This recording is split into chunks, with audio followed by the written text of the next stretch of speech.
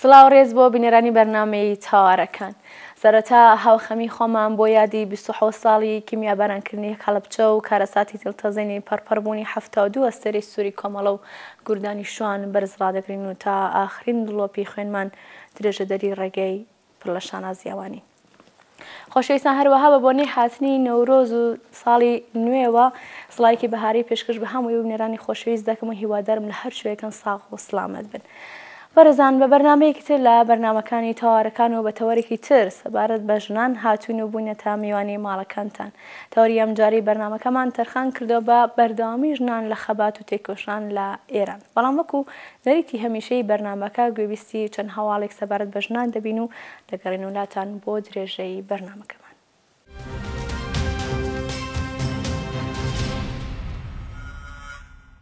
23 ژنە چالاکوانی کورد لە زیندانەکانی ئێران دەست بەسەرن. لە زیندانەکانی حکوومەتی ئیسلامی ئێران سەرجەم 23 ژنە چالاکوانی کورد لە زیندانەکانی کۆماری ئیسلامی دەست بەسەرن. بەپێی هەواڵێکی ئاسۆی ڕۆژهەڵات، سەرچاوەکانی هەواڵ و بەتایبەت پارێزەرانی مافی مرۆڤی کورد لە کوردستانی ڕۆژهەڵات بڵاویان کردوێتەوە کە ئەو 23 ژنە کوردە دەست بەسەرکراوە سەرجەم 68 ساڵ زیندانیان بەسەردا سەپاوە. دوو کەس لەو ژنە زیندانیانە بە ناوەکانی ئەمەڵ شێخۆ و زەینەب جەلالیان سزای زیندانی هەتاهەتاییان بەسەردا سەپاوە. دوو ژنی کوردی خەڵکی مەهاباد کە دینی مەسیحیان هەڵبژاردووە بە 4 ساڵ زیندان و 4 ژنی بەهای خەڵکی ورمێژ بە 7 ساڵ و 6 مانگ زیندان مەحکوم کراون. سەرچاوەکانی مافی مرۆڤ وڵاویان کردوتەوە کە 9 ژنی دیکەی کوردی بەنکراو هەتا ئێستا چارەنووسیان ناڕوونە و هیچ سزایەکیان بۆ دیاری نەکراوە. لە ئاستی ئێراندا سەرجەم 100 چالاکوانی ژن لە زیندانەکان دەست بەسەرن.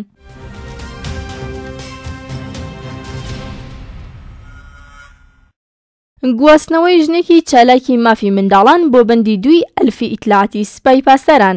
ژنێکی چالاکی مافی منداڵ بە دوای کۆتایی هێنان بە مانگرتنەکەی بۆ بەندی 2 ئەلفی ئیتلاعاتی سوپای پاسەران گواسترایەوە. بەپێی هەواڵی کەمپینی بەرگری لە زیندانیانی سیاسی و مەدەنی، ئاتینا فێرقەدانی چالاکێکی مافی منداڵان کە ماوەی 21 ڕۆژە لە ناڕازایەتی بە گواستنەوەی بۆ زیندانی قەرچەکی وەرامین دەستیدا بۆ مانگرتن، ڕۆژی یەکشەممە ڕێکەوتی هەفتەی ڕەشەمە بۆ بەندی 2 ئەلفی ئیتلاعاتی سوپای پاسەران لە زیندانی ئێڤین گواسترایەوە و بە دوای ئەو گواستنەوەیە ناوبراو دەستی لە مانگرتنەکەی هەڵگرت. ئەو ژنە چالاکە زیندانیە بە بڕیاری دادگا لە نەخۆشخانە و بۆ بەندی 2 ئەلفی زیندانی ئێڤین گواستراوەتەوە و هۆکاری بوونی لە نەخۆشخانە بۆ ناجێگیربوونی بارودۆخی تەندروستی دەگەڕێتەوە.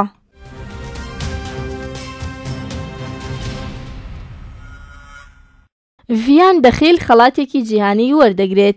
ڤیان دەخیل شانازیە بۆ من وەک ژنێکی کورد خەڵاتێکی جیهانی وەربگرم. ئەمە یەکەم جاریشە ژنێکی کورد ئەم خەڵاتە جیهانیە وەردەگرێت. ماڵپەڕی ڕوودا و بڵاوی کردوێتەوە ڤیان دەخیل، پەرلەمانتاری کوردی ئیزەدی لە پەرلەمانی عێراق خەڵاتی چالاکوان لە بواری مافی ژناندا لە سەرتاسەری جیهان وەردەگرێت. لەبارەی خەڵاتکردنەکە ڤیان دەخیل لە لێکدوانێکدا بۆ سەرچاوای هەواڵەکە ڕایگەیاندووە: شانازیە بۆ من وەک ژنێکی کورد خەڵاتێکی جیهانی وەربگرم. ئەمە یەکەم جاریشە ژنێکی کورد ئەم خەڵاتە جیهانیە وەردەگرێت. بڕیار بوو خەڵاتەکە لە 7 دەی 2014 بە ڤیان دەخیل ببەخشرێت، بەڵام بەهۆی برینداربوونەکەی لەسەر چیای شەنگاڵ خەڵاتکردنەکە دواکەوت تا 8 مارسی ئەم ساڵ کە لە شاری لەندەن لا ڕێوڕسمێکی تایبەت خەڵاتەکە بەخشرایە نێوبراو. ڤیان دەخیل ژنێکی کوردی ئیزەدیە و پەرلەمانتاری عێراقا. ئەو توانی بە لێدوانێکی لەسەر هەڕەشە و مەترسیەکانی داعش بۆ سەر ئیزەدیەکان سەرنجی هەموو دنیا بۆ خۆی ڕابکێشێت. هاوکات لە کاتی گەیاندنی هاوکاری بۆ ئاوارەکانی سەرچیای شەنگاڵ لەنێو ئەو فڕۆکەیە بوو کە کەوتە خوارەوە و بۆ هۆیەوە بریندار بوو.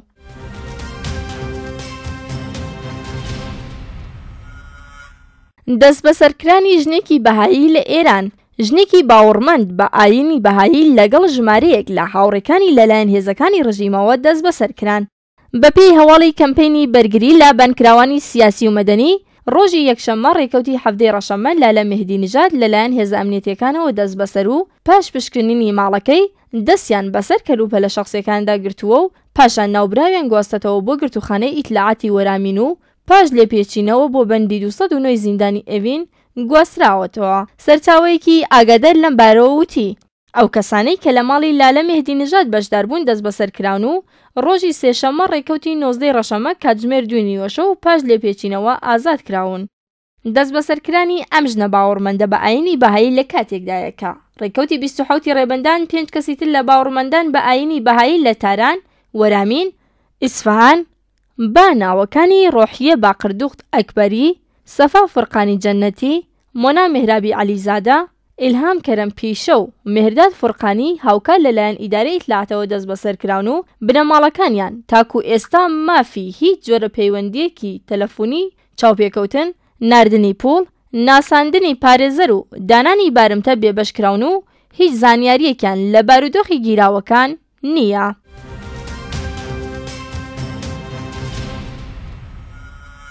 کچێکی کورد لە نەغەدە کۆتایی بە ژیانی خۆی هێنا. کچێکی تەمەن 22 ساڵی خەڵکی ناوچەی سندوسی نەغەدە بەهۆی کێشەی بنەماڵیەوە بە خواردنی حەب خۆی کوشتووە. بەپێی زانیاریەکانی باسنیوز سەڵاڵە سندوسی تەمەن 22 ساڵ و کچی موراد شەوی ڕابردوو لە ماڵی خوشکەکەی خۆی ژمارەیەکی زۆری حەبی بەکارهێناوە و دوای گەیاندنی بۆ نەخۆشخانە گیانی لەدەستاوە. دەوترێت هەڵاڵە چەندین جار داواکاری هەبوو و ماڵی باوکی دژایەتیان لەگەڵەوە و سەرگیریە دەربڕیەوە و هەڵاڵەش شەوی ڕابردوو چۆتە ماڵی خوشکەکەی و کۆتایی بە ژیانی خۆی هێناوە.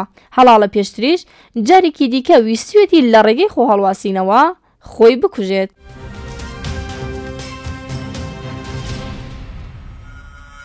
پرسی ژنان لە ئێران پرسێکی زۆر هاڵۆزە و ژنان لە هەموو بوارەکانی کۆمەلگادا تووشی زیان و سەرکوت و بێبەشبوون و سوکایەتی بوونەتەوە. ئەو شێوە بیرکردنەوە و ڕوانینە بۆ ژنان لەلایەن بەشێک لە کۆمەلگا بەهۆی سەپاندنی فکری دیکتاتۆری کۆماری ئیسلامی ئێرانە. هەرمومانەوە دەزانین کە ڕژیمی ئیسلامی ئێران لە بنەڕەتدا لەگەڵ گەشە و پێشکەوتنی ژنان دژایەتی هەیە و هەوڵی داوەکە ئەو نیوەی کۆمەلگایە بەرەو پەرابێز ببات. هەر لە سەرەتای هاتنە سەرکاری کۆماری ئیسلامی و هەوڵ بۆ جێگیرکردن و بێڕێزیکردن بە مافەکانی ژنان و ڕێگری و بربەزدانان لە بەردەم گەشەی ژنان لە گشت بوارەکاندا ژنانی ئێرانی تووشی دایان کێشە و گرفتی کۆمەڵایەتی و سیاسی کردەوە. ئێستا کەشی لەگەڵ بێت کۆماری ئیسلامی و حاکمانی ئەوەی بۆیان بکرێت لە دژی ژنانی ئێرانی بە شێوەی سیستماتیک بەڕێوەی دەبات.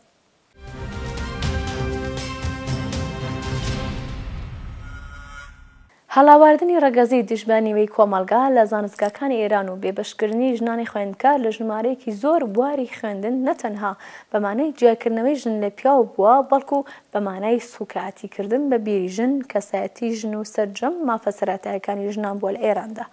بینینی ژن لە گۆشەنیگای کەسێکی سوک و سیرکردنی حاکمانی ئێران و هەوڵ بۆ بنیاتنان و جێگیرکردنەوەی بیرۆکەی هەڵاواردن و بە سوک سیرکردنی ژنان یەکێک لە بنەما سەرەکیەکانی دەسەڵاتی کۆنەپەرستی حاکمانی ئێران بووە لە 37 ساڵی ڕابردوودا. لە بواری ئابووری ژنان لە ئێران تووشی کێشەگرفتی زۆر بوونەتەوە و ژنان بە دژواری دەتوانن سەربەخۆی ئابووری بەدەستبێنن. سەربەخۆی ژنان لە بواری ئابووری دەستی و تۆژەی بۆ زۆرکارکردن و چالاکیەکی کە بە قازاندی ژنان بێت کردوێتەوە و هاوکاتەوەش لە پرۆسەیەکدا دەبێتە هۆی کەمکردنەوەی دەسەڵاتی پیامەزنی لە ئێراندا. لە پاڵەوەشدا پێویستە بوترێکە هەمیشە ژن لە ئێران لە دوای پیاوان کاریان پێدەدرێت یاخۆت دادەمەسرێن. لە بواری کۆمەڵایەتیشدا بەشداری ژنان بەهۆی لەسەرکاربوونی دەسەڵاتێکی پیاوسەلا خراوەتە ژێرگوشار. ژنانی ئێرانی ئێستاکە کاتێک دەچنە سەر شەقامەکان لەژێر دەیان گەڵاڵەی جۆراوجۆری هێزە ئەمنیەتەکان ڕێگە و شەقامە سەرەکیەکانیان لێ دەگیرێت و بە شێوەگەلی ناحاز گوشەران بۆ دێن و لێ پێچینەوەیان لێ دەکرێت سەبارەت بە پوشش و جلوبەرگ و ئارایشکردنیان و هەروەها خۆڕازاندنەوەیان.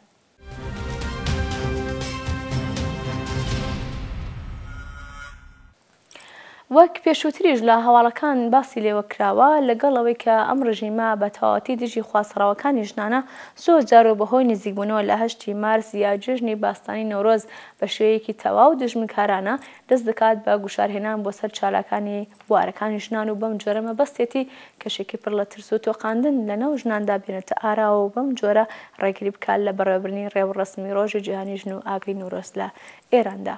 هەر لە پەیوەند لەگەڵ تەوەری بەرنامەکە و توێژمان ئەنجامداوە و چەند پرسیارێکمان ئاراستەی میوانی ئەم جارەی بەرنامەکەمان کردو. وەک پرسیاری یەکەم لە بەڕێزیانەوەی کە پاش هاتنە سەرکاری کۆماری ئیسلامی و تا ئێستاکە پاش تێپەڕبوونی 37 ساڵ دۆخی ژنان ڕۆژ بە ڕۆژ بەرەوە ئاخارێکی خراپ ڕۆشتووە. ئێوە وەکو چالاکێکی سیاسی ئەمە چۆن هەڵدەسەنگێنن؟ سەرەتا ڕێز و سپاسی هاوڕانی ڕۆژهەڵات تیڤی و هەروەها دەستخۆشی لە بەرنامە تەوارەکان دەکەم کە ئەم دەرفەتیان خوڵقاند کە میوانی ئەم جارەی بەرنامەکەتان بم. بەڵێ ئەو پرسیارەی ئێوە بابەتێکی زۆر گرنگە لە ئێران و پێم وانە بێت کە بە 1 ساعتیان زیاتر یان ئەگەر بمانەوێت چیرۆکی بەسەرهاتی ژنان باس بکەین لە ماوەی ئەم 36 ساڵەدا ئەوەندە کاتمان بەدەستەوە هەبێت. هەر بۆیە من هەروە ئاماژە بە چەند خاڵی گرنگ دەکەم. ڕەنگە تەمەنی من ئەوەندە نەبێت کە سەردەمی ڕوخانی شاو هاتنە سەرکاری حکوومەتی ئیسلامیم لەبیر بێت، بەڵام باش ئەزانین ئەو کات کۆماری ئیسلامی دەستی بە کار و چالاکی کردو هاتە سەر مینبەرەکان، سەرەتا فتوای لە ناوچوونی کوردستانیاندا و لەوەش گرنگتر فتوای حجابی زۆرە ملی و سەپاندنی یاسا و ڕێسە کۆنەپەرستانەکەی خۆیاندا.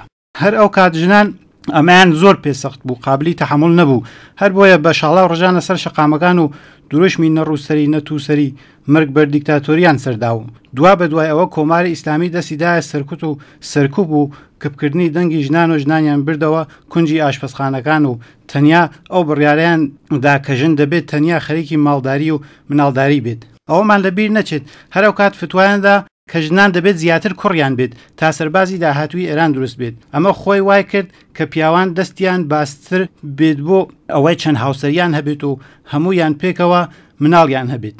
ئیتر لێرە ژن تەنیا وەکو ئامرازێک کەڵکی لێوەرگیرا.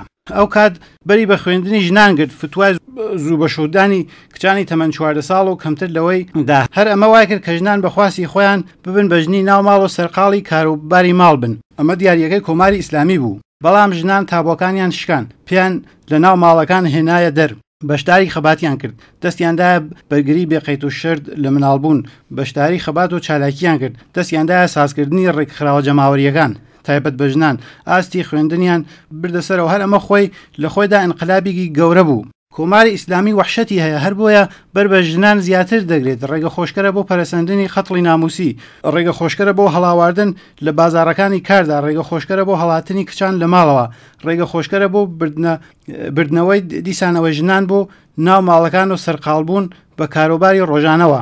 هەر بۆیە کۆماری ئیسلامی دەستکەوتی تەنیا بۆ ژنان نەهێناوەتە ئاراوە، بەڵکو ڕۆژ بە ڕۆژ بەری بەگەشەی ژنان گرتووە، بەردی لەسەر ڕێگایانداناوە. ئێمە ئەگەر چاوێک بەڕابردوو بکەین دەبینین کە ئەو کاتوبەر لە هاتنی کۆماری ئیسلامی ژنی خەلبان و ژنی فیلسوف و ژنی جەراح و ژنی تیمسارشمان هەبووە، ژنی قازی و دادوەرمان هەبووە. بەڵام ئێستاکە کۆماری ئیسلامی هیچ جایگا و پلۆپایەکی بۆ ژن نییە و ناشێڵێت کە خۆیان ئەوەی لە دەستیان دێت بیکەن.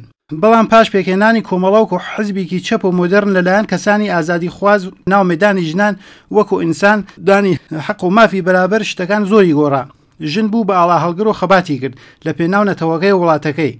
ژنانی بەشمێنەت و هەزاران ژنی شەهیدی سەربەرزیشمان هەیە کە تا ئاخرین دڵۆپی خوێنیان لە شەڕکردن ڕانەوەستان و گیانیان فیدای ئازادی و بەرابەری کرد. زۆرن ئەو ژنانەی کە ئێستاشی لەگەڵ بێت لە سیاچاڵەکانی کۆماری ئیسلامی تەنیا بە تۆمەتی چالاکی لە پێناو بەرژەوەندی مافەکانی ژنان لە زینداندا بەسەر دەبن. زیندانی خەرچەک و زیندانی وەرامین کە خودی زیندانیان ناویان ناوە مڕداری دەرخەری ئەو ڕاستیەیە کە کۆماری ئیسلامی چەندە دەرحەق ژنان نائینسان و ناڕەوایەتی و ئەوەی لە دەستی بێت بۆ بربەستنانەوە و بەرپێگرتنی ژنان دەستی نەپاراستووە. پرسیاری دووهەم ئەوەیە کە لە ماوەی 1-2 ساڵی ڕابردوو داواتە کۆتایی سەرۆکۆماری ئەحمەدنژاد و دەستپێکی دەسەڵاتدارەتی حەسەنی ڕوحانی دۆخی ژنان نەک باشتر نەبووە بگرێت چەند قات خراپتریش بووە. هۆکاری ئەمە بۆچی دەگەڕێتەوە؟ بەڵێ من لە وەڵامی پرسیارەکەتان دەتوانم بە سراحەت بڵێم کە کۆماری ئیسلامی یەکێکە لە مەترسیدارترین وڵاتانی جیهان لە بواری پێشەلکردنی مافی بیرۆڕا، مافی شارۆمەندی، لە هەمووی سەرەکیتر مافی ژنان، بێبەشکردنی ژنان و پراوێزخستنی ژنان، مافی دەربڕینی ئازادی هەڵاواردنی ڕەگەزی لە زانکۆکان، دەست بە سەرکرانی لە ڕادەبەدەری ژنان و بەتایبەتی ژنان و چالاکانی ژنان و ژنانی باوەڕمەند بە ئاینی بەهایی و ژنانی بیرجیاواز، بە بێبەشکردنی ژنان لە کاروباری سیاسی و ئابووری و تەنانەت فەرهەنگی و کەلتوریش دەتوانی ناوی لەبەرین. بەپێ ئاخرین ئامارەکان ئێستاکەش 2000 کەس لەلایەن کۆماری ئیسلامیەوە سزای ئەعدام بەردباران یان جۆرێکی دیکەی مرگن و چاوەڕوان حکومەکەیان بەڕێوە بچێت کە لەم نێوانەدا ژنان بێبەش نەکراون لەم سزا ناڕەوانەی کۆماری ئیسلامی. کۆماری ئیسلامی بە درێژایی 36 ساڵ دەسەڵاتدارەتی خۆی کە ئەو پەڕی درڕندەی خۆی نواندووە یەکێکە لە چەند وڵاتی دەگمەن کە هەموو جیهان کە حکمی مەرگی شارۆمەندان بە شێوەی ئەعدام و بەردباران یا هەمان سەنگسار بەڕێوە دەبات.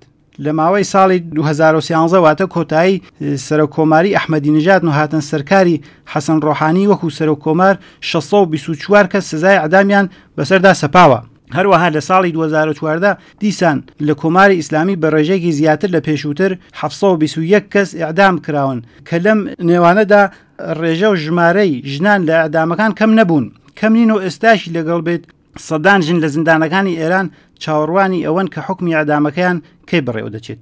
لەم ساڵانەی دواییدا یەکێک لە ناشرینتر و قیزەوەنترین سزا و جێبەجێکردنی ئەعدام لەوانەیە ئەعدامی ژنان و کچان دەتوانین ئاماژە بە ئەعدامی ناڕەوای ڕێحانە جەباری کچی لاو کە تەنیا بە مەبەستی بەرگری و دفاع لە جەستەی خۆی یەکێک لە مهرەکانی کۆماری ئیسلامی کوشتبوو پاش 7 ساڵ دەست بەسەر بوون بەبێ تەنیا یەک مرەخەسی بەبێ ئەوەی تەنیا یەک جار قسەکانی تاآخر گوێ بدەن لۆپەڕی درڕندەییدا حکمی ئەعدامەکان جێبەجێ کرد کە ئەم ئەعدامە خۆی لە خۆیدا یەکێک لە دڵتەزێنترین پێشەلکاریەکانی مافی ژنان و کچان بوو لە ئێران. هەروەها ڕێژەی ئەعدامەکان لە ماوەی ئەو 2 ساڵە هەموو ئەو هاتو و هاوار و بانگەشانەی دەوڵەتی ڕۆحانی کە بە کریدەکەی دەستیەوە هات ڕەت دەکاتەوە.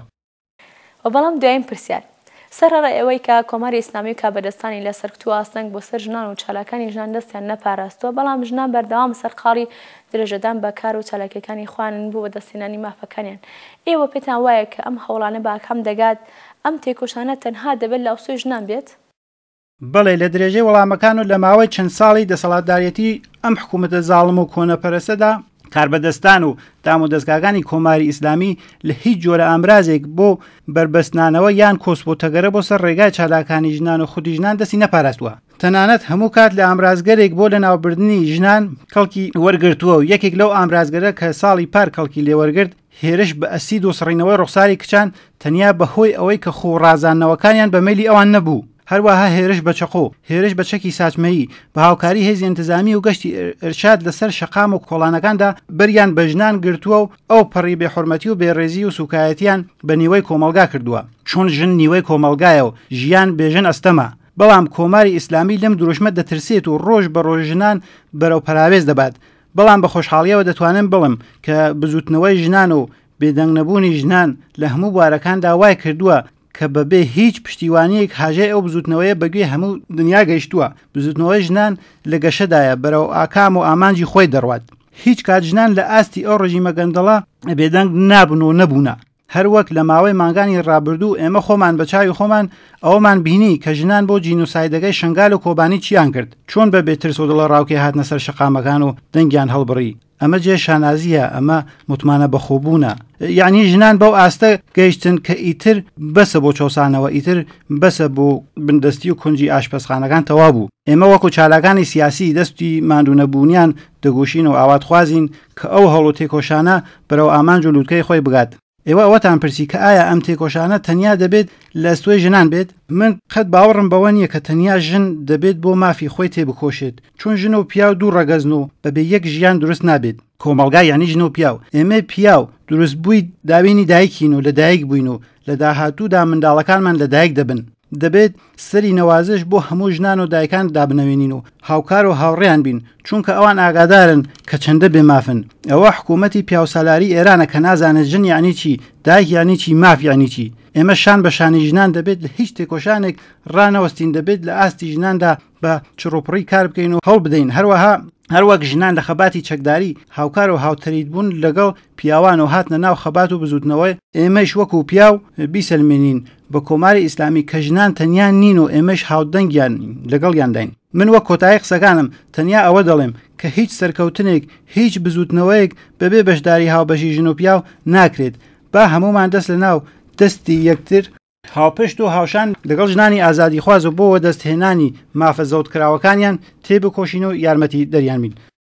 بە سپاسەوە بۆ میوانی ئەمجاری بەرنامەی تەوارەکان. بەلەبەر چاوگرتنی گشت ئەو گوشارانەی کە ڕژیم بەشەی سیستماتیک لە ئاستی ئێران و کوردستان بەڕێوەی دەبات لە ساڵانی ڕابردوو چالاکانی بواری ژنان لە ئێران چالاکیەکانی خۆیان چرتر کردوتەوە و هاوکار لەگەڵ پەرەسەندنی گوشارەکان بۆ سەر بوارە کۆمەڵایەتەکان و بەتایبەتی بۆ سەر چالاکان وەرسوڕەوانی ژنان چالاکان وەرسوڕەوانی ژنان بە شێوەیەکی ڕێکخراوتر و لە پێناو وەدیهێنانی خواستراوەکانیان مەیدانیان چۆڵ نەکردووە. مانەوە لە مەیدانی خەبات و تێکۆشان لە دژی کۆماری ئیسلامی و هەوڵ بۆ پراکتیزەکردن و جێخستنی مافەکانیان و هەروەها برنەسەرەوەی وشیاری ژنان لە مەر خواستراوەکانیان بەشێکی نەبراو بووە لە چالاکانی ژنان لە ئاستی ئێراندا. بێگومان گەیشتنی ژنان بەخواست و مافەکانیان پێویستی بە هەوڵێکی زیاتر هەیە و چڕبوونەوەی هەوڵەکان دەتوانێت شەپۆلێکی نوێ لە ئاڵوگۆڕی کۆمەڵایەتی سەرڕای گشت ڕێگری و لەمپەڕەکان بێنێتە ئاراوە.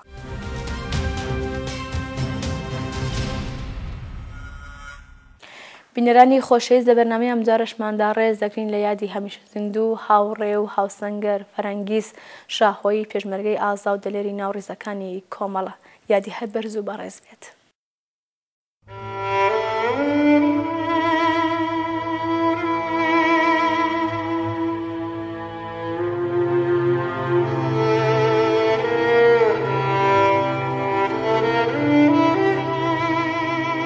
هاوڕێ فەرەنگیز شاهۆیی ناسراو بە فەرەنگ ئەندام و کادری لە هاتووی کۆمەڵە ساڵی 1336 هەتاوی لە شاری سنە چاوی بەژین هەڵێنا. ساڵی 1358 هەتاوی دەستی کرد بە کار و چالاکی سیاسی و لەگەڵ شەوڕای ژنانی شاری سنە و هەر لەم ڕێگەیەوە لەگەڵ ئامانجەکانی کۆمەڵە ئاشنایی پێدا کرد و پەیوەندی بە کۆمەڵەوە گرت. لە جریانی کۆچی مێژووی شاری مەریوان شان بەشانی ئەو کەسانی کە بۆ پشتیوانی لە خەڵکی مەریوان بەرەو ئەو شارە ڕێپێوانیان کرد بەشداری کرد. ساڵی 1359 هەتاوی پەیوەست بوو بە ڕیزی پڕ لە شانازی هێزی پێشمەرگەی کۆمەڵە و وەک پزیشکیار دەستی کرد بە خزمەتکردن بە پارێزەرانی سیاست و ئامانجەکانی کۆمەڵە. سەرنجام مەرگی نابەوەخت ئیجازەی کاری زۆرتر و پڕبارتری بە هاوڕێ فەرەنگیز نەدا و لە ئێوارەیەکی تەماوی ڕۆژی 25 گوڵانی ساڵی 67 لە جەریانی بردومانی شیمیایی یەکێک لە وردوگاکانی کۆمەڵە لە بۆتێ لەلایەن ڕژیمی لە ناوچووی بەخسەوە گیانی بەخت کرد و بۆ هەمیشە ماڵاوی لێکردین. بینینی سیمای ئارام و بێدەنگی هاوڕێ فەرەنگ لەو ئێوارە تەماویەدا بۆ هاوڕێیانی کە بەردەوام لە حاڵی کارکردن و دەم بە پێکەنین دەیانبینی باوەڕ نەدەکرا، نەیان دەبیست بڕوا بێنن کە ئیتر نایبیننەوە. فەرەنگیزی تر لە نێو ئێمەدا نییە، بەڵام یاد و بیرەوەری بۆ هەمیشە نەتەنها لە دڵ ئێمەدا وەک هاوڕێ و هاوسەنگەرانی بەڵکو لە دڵی هەموو ئەوانەی کە لە نزیکەوە بینیویانە و لە ڕێگەی ڕادیۆوە جوان لە دەنگی گەرم و بەتینەوە بووە زیندوویە. یادی هاوڕێ فەرەنگیز شاهۆیی ناسراو بە فەرەنگ بەرز و ڕێگای بەردەوام.